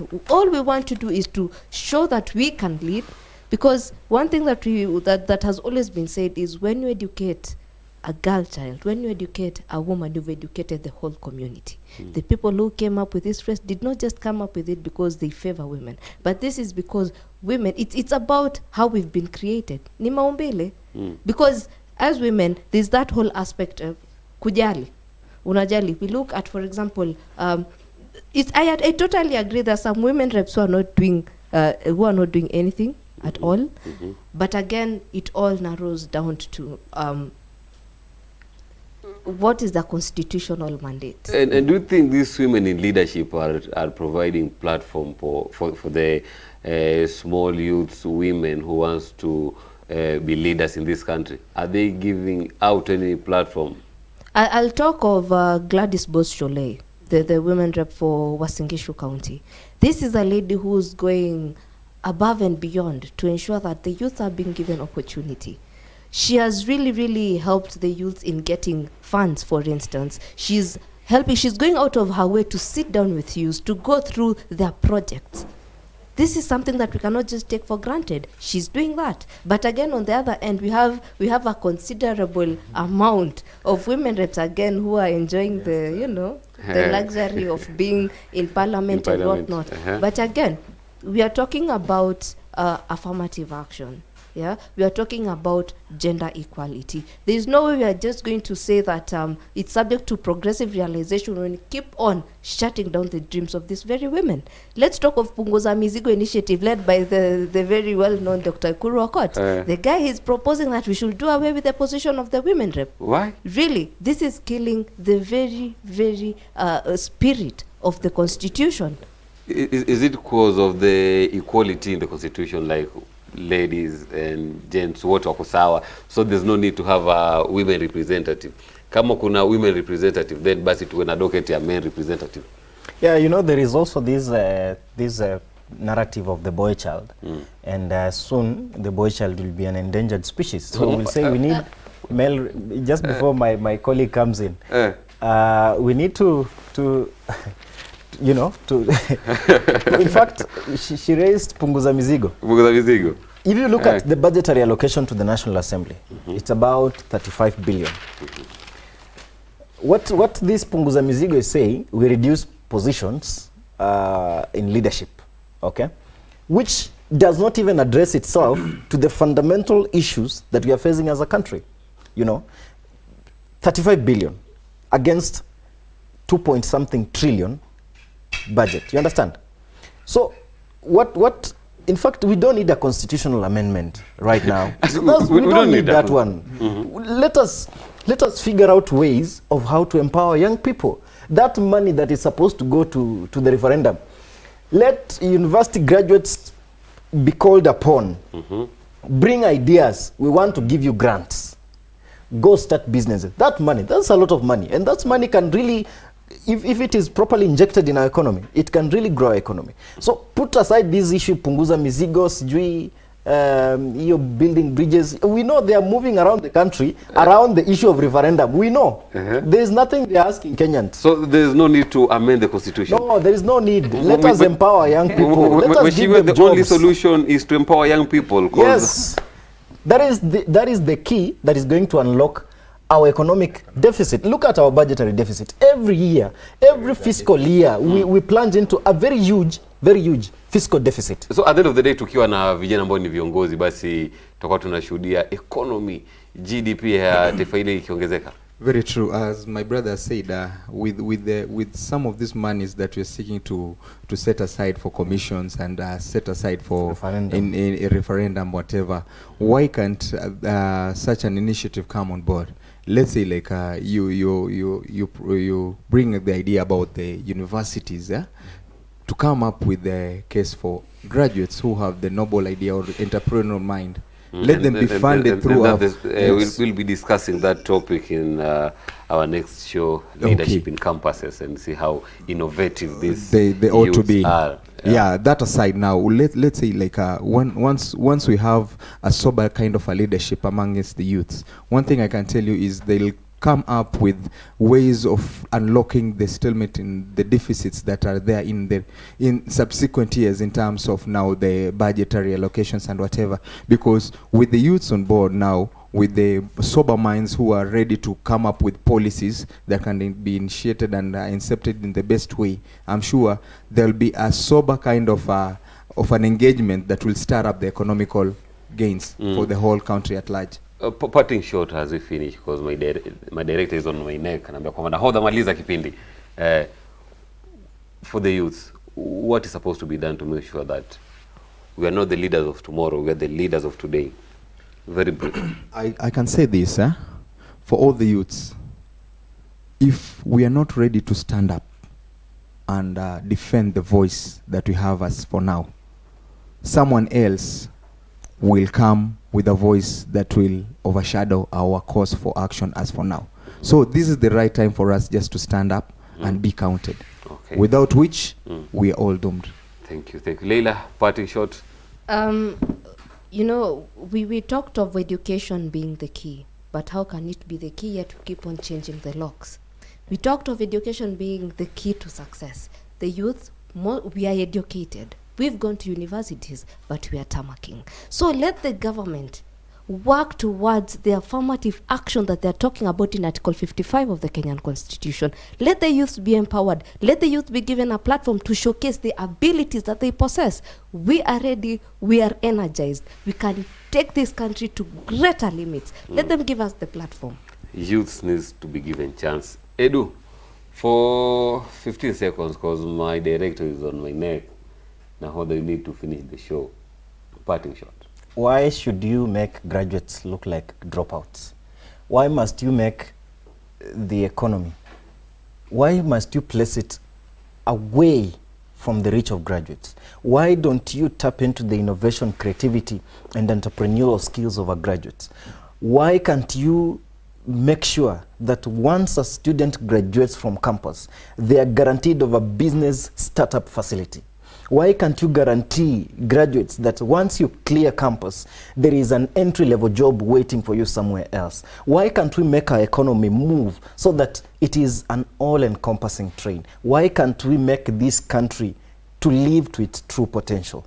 We young people have the ability. The government knows what to do. Let us come together as Kenyans and move our economy forward. Na bila shaka imekuwa ni gumzo hapa studioni tukiweza kudadisi masala ama uongozi kwa vijana. Je, vijana tupo tayari? Jinsi ambavyo tuweza kuona ni kwamba vijana tupo tayari, ni nafasi tu ambazo tunakosa za kuweza kupewa ili kuwa viongozi wa taifa hili la Kenya. Mtazamaji, hadi hapa na tamatisha kipindi hichi cha leo, nikwambia kwamba usibanduke, zidi kuganda kama kiganda katika runinga ya Horizon TV uweze kupata vipindi murwa vya kuelimisha, vya kuburudisha na vya kufahamisha. Na hapo kesho mwendo wa saa 2 hadi saa 4 utakuwa naye Farah Yusuf katika kipindi cha Tech Tuesday. Patane mwendo wa saa 11 ndani ya Sporti, tuongee sporti mida kijanja.